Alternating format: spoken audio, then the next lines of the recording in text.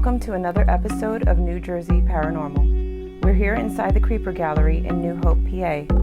Today we're going to find out about this box, the curse behind it, the people who are affected, and what it all means. So Jeanette, we're going to talk about this box today because you started me off on my journey with it. Yes. I purchased this box from a gentleman in England who purchased it at a fairly large auction in Little Barford in England. It came from the mansion of a long historic family called the Allingtons, and they came over as Norman during the invasion, and it piqued my interest. I didn't know what was in it. The people that I bought it from weren't willing to tell me anything, but I have a little bit of a sense on what things have attachments, and I took a chance. So I sent you the picture. Yes, you did. Before I even received the box, and I said, okay, tell me what you feel. And the first thing you said to me was, a man named William is attached, and you never put your hands on. You didn't want to put your hands on. So I did receive the box and made arrangements to have it investigated. It's a Georgian box, which is early 1800s. It's burnt in one corner. It's probably got 80 square head antique nails holding it shut, top and bottom. And it has an old wax from the 1800s sealing it. And then in the 1900s, somebody put more wax on it like it was resealed. So it was kind of an enigma.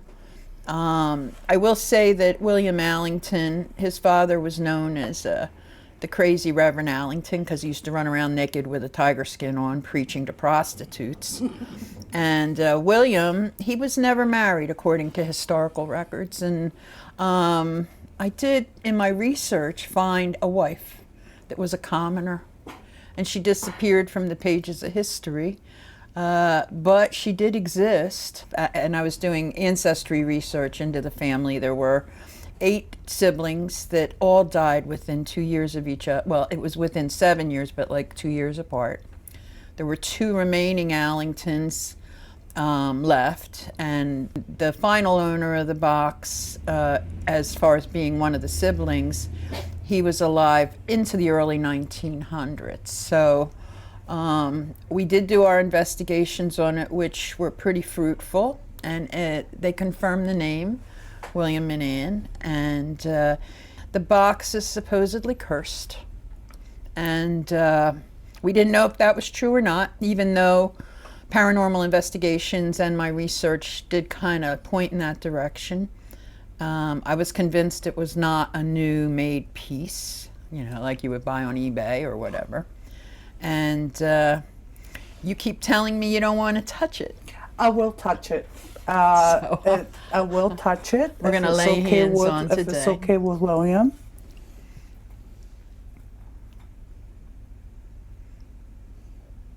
Okay, there is a strong presence in this box of William, who has come to you through the ovulus.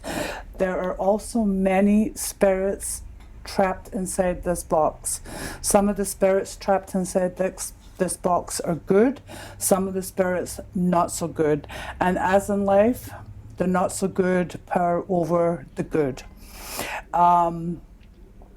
I would be careful when you open this box, because when you open this box, you will release energies.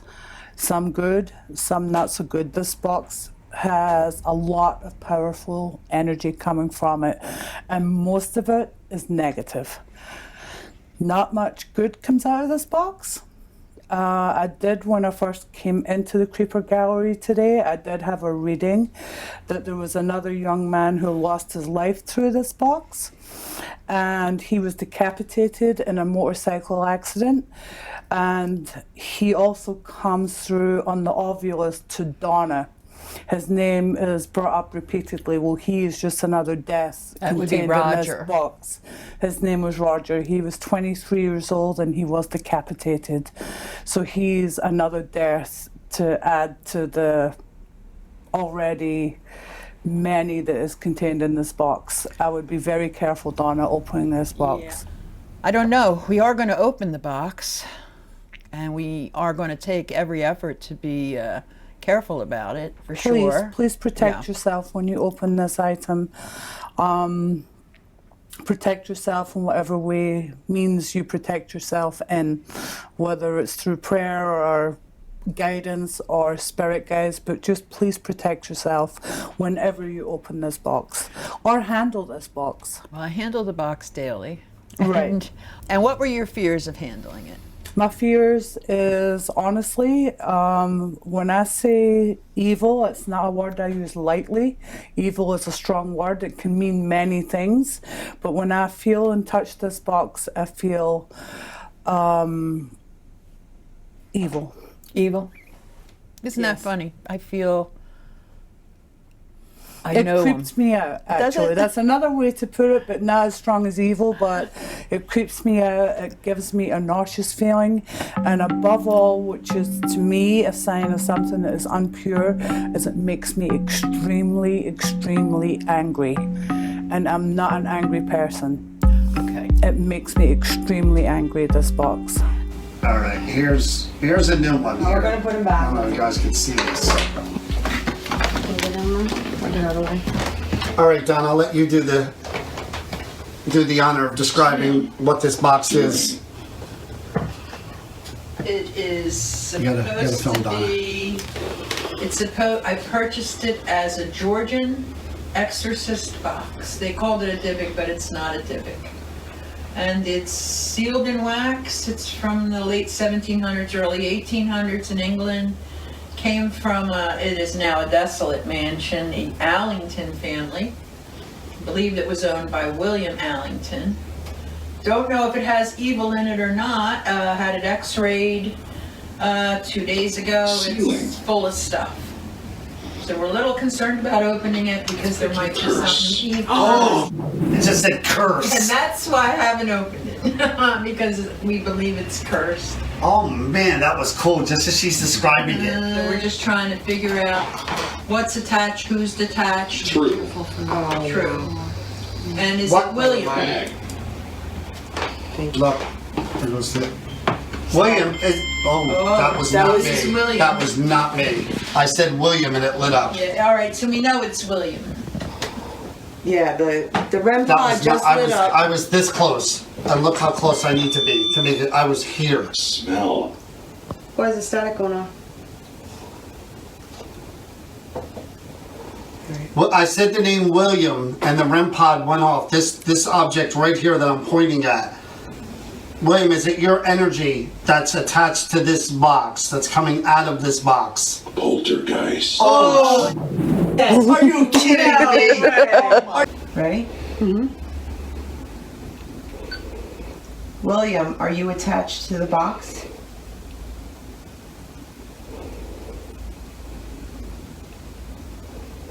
What's inside the box?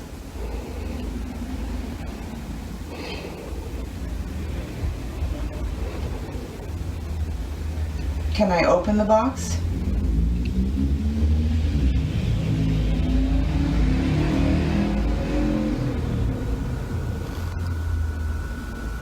Is there a poltergeist attached to the box?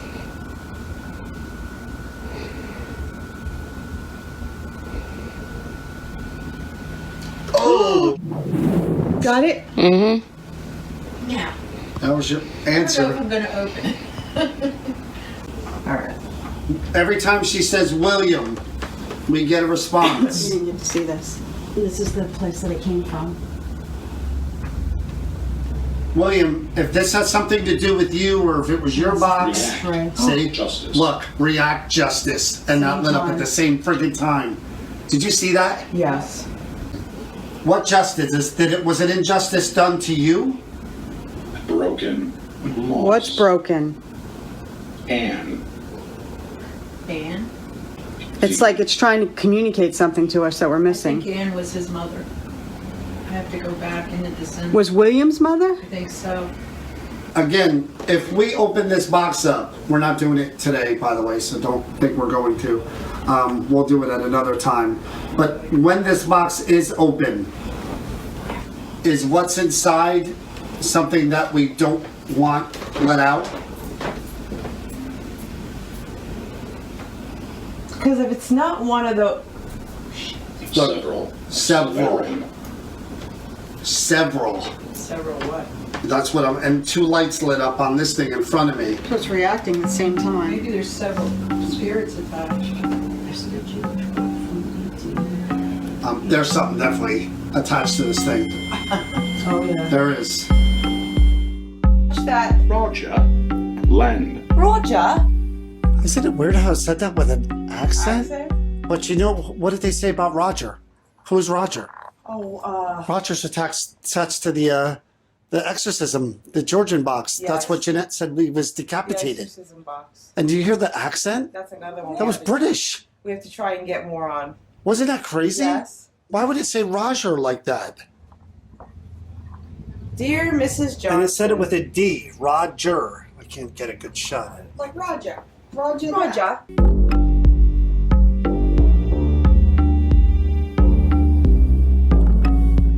This is the cursed box, and we're finally going to open it. I'm here with my husband Joe.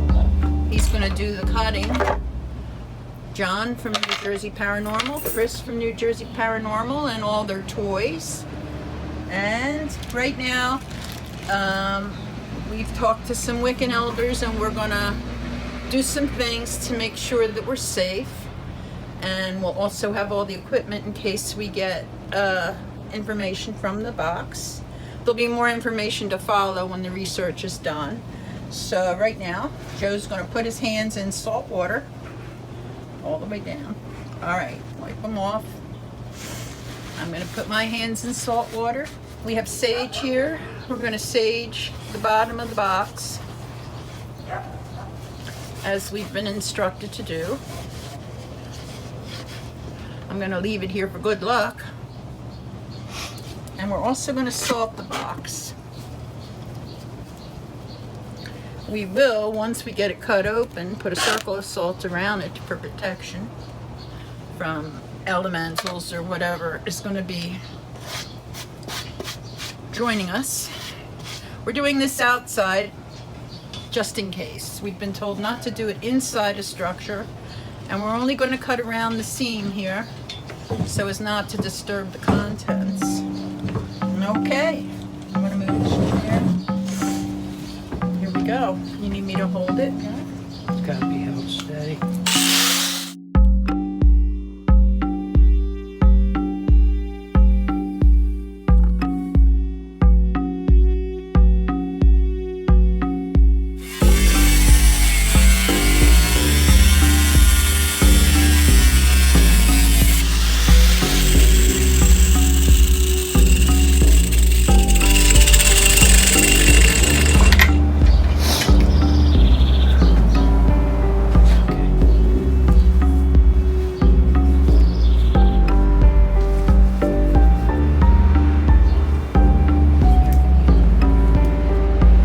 Ready? Yeah, you try to pry and see what's going to happen.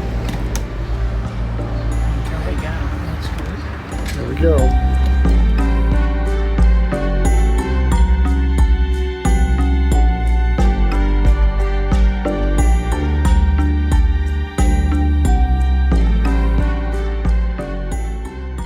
Oh my goodness. What? Let me see. We got. Okay, we opened the box. All right. And our okay then. faces didn't burn off.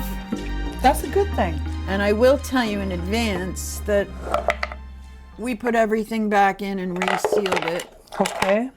because the box is cursed, just as you said. Okay. And the way we know this is we protected ourselves. John was from New Jersey Paranormal was filming for me. We used sage. We saged our hands. We saged the box. We put salt around the box.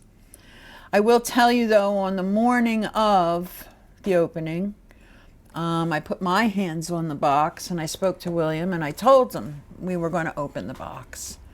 He kind of warned me and told me not to, basically, that it wasn't a good idea. And so I got a text, and there were some major tragedies going on the morning of opening the box, as if to stop us from doing this, which was unusual. And we proceeded, and we did it outside my home. And I took all the salt and put it around the box, and we decided to cut the bottom open. It was the only way, as there were just so many nails and so much, it's impossible to get through the top. And when we opened it, of course, we wanted to find $1 million or jewels, or, we wanted to be rich. That wasn't happening. But what we did find even created a bigger puzzle. So I will tell you, we found coins, half pennies, dating from, one was 1918, one was 1933, one was 1938, and one was 1940. I think the other one was like 58. They were laying loose in the box. And then what we also found was a wooden bracket, but it was a crescent-shaped piece of wood with a horsehair clothing brush from the 1920s, maybe, that period in there, which, if you think about all this to protect, those items were just laying loose in the box from different eras, not eras, but different years, from the early 1900s through the 1960s. Okay. In the box also was another box, which William also referred to as a cube. And in this, the cube was actually a box from probably the 1960s, like a hippie would have. But that box was glued and nailed shut, this small box. And inside that box was a German franc and a hippie bracelet. That's all that was in there. And the one thing that always came up was the word crayon. So taking it back to the 1800s, which is where I was looking for hints from that period, because I understand that you keep getting hair as well. Yes. I think originally the box had a lot of things in it that are different than today. But it's still quite interesting because there were a lot of contemporary names that came out, which I think we spoke about before. Yes, we did. The name Roger, Yes. who was decapitated. And what I was told by Kat, the Wiccan elder, was that it was a containment box for spirits, not an exorcism box. Okay. And I believe that each one of those things in that box belonged to a different person, that they were trying to contain their spirits. Now, you're in this giant estate that it looks like a haunted house to begin with. It's desolate. It's quite possible there were spirits roaming the house. Absolutely, sure. And they were trying to contain them. I'm still continuing research on the items that were in the box. But I would like, and when I mentioned crayon, Chris from New Jersey Paranormal, she was with us. She did mention that the top of the box, if you flip it over, scribbled on the inside was green crayon. Really? Yes. Okay. So we have the crescent, we have the crayon, You have the we hair. have the hair, the horsehair brush, and the brush itself had iron studs on top. Okay. So all the things he was telling me were in there. We're in the box. But I was looking for an older version of the things, right? So I will say this, that since the box was opened, there has been a string of tragedies in my family. Okay. And serious things. Also, people's personalities have changed around it. People have mentioned, even in the Creeper Gallery, where it sits right now for people to see, that they feel a terrible sense about it. Does anyone feel angry? They do. They feel angry. Now, I am also left with, now I have a spirit that is poking me. Yes. Right? Now, William stopped speaking to me after we opened it. Maybe because I needed to take a break from the opening and everything that surrounded it, the different bad things. And I will attribute it, you would want to say coincidence, but it was almost impossible. The day I decided to bring this box back to the Creeper Gallery, with all the items sealed back in, mind you, my dog collapsed with a fatal illness because William did not want to come back to the shop. He wanted to stay at my house. Yes. Which I couldn't allow at that point. And William didn't want us to open the box. No, he didn't. So now what I would like is maybe now that the box has been opened, maybe you, knowing what was inside, would get a different sense about what you felt from the original interview. I still feel the same now as I did at the original interview. Do you believe that the items in the box are attached to the different people that were brought out with the ovulus? Yes. Yes. Okay, and there's like I said before at the original interview, there are many spirits inside the box. Oh. Not just one, not just two, but there are more than what we think. Well, we have exactly 1, 2, 3, 4, 5, 6, 7. We have exactly 8 items in the box. Okay. What I am going to ask you also is your feelings. I know mine. Is the box still haunted? Yes. That's what I thought. Yes. And the items that are back, but they have released some of the spirits. Some, but not many. Okay. They released the bad ones in my backyard. There are, no, the bad ones will be released. Yeah. But the bad ones are still attached to the box. Okay, and so I will say that the little curses that are still out there are following me around every day. Yes, they are. Yeah, so That's why I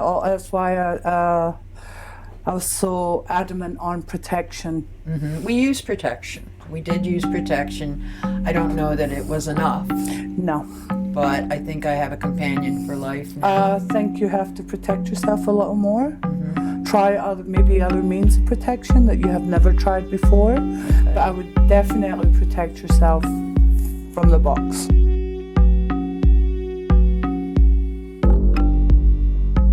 An unbelievable story that played out right in front of our eyes. If you'd have asked me months ago if I believed in curses or a cursed box, I would have said it's fake, it's not real. But having seen what we've seen during that investigation and what we experienced and what the people went through that were connected to that box, I believe 100% that there's a reason why that box was nailed shut, why there was wax all around, and why there was a cross on it. Somebody wanted to keep what was in there.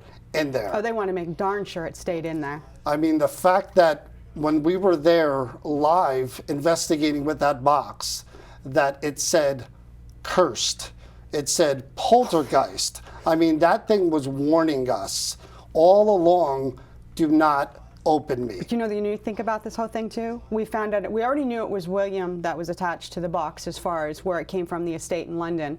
But the name Anne came out in our investigation, and you heard Donna say that she thought it was the mother. Right. And it turned out that William had a wife that nobody knew of that was socially not up to his standards or the family standards, and she just disappears from history. And that was the thing too. As we went through that whole process, it almost seemed like the initial curse was Anne. Something happened to Anne.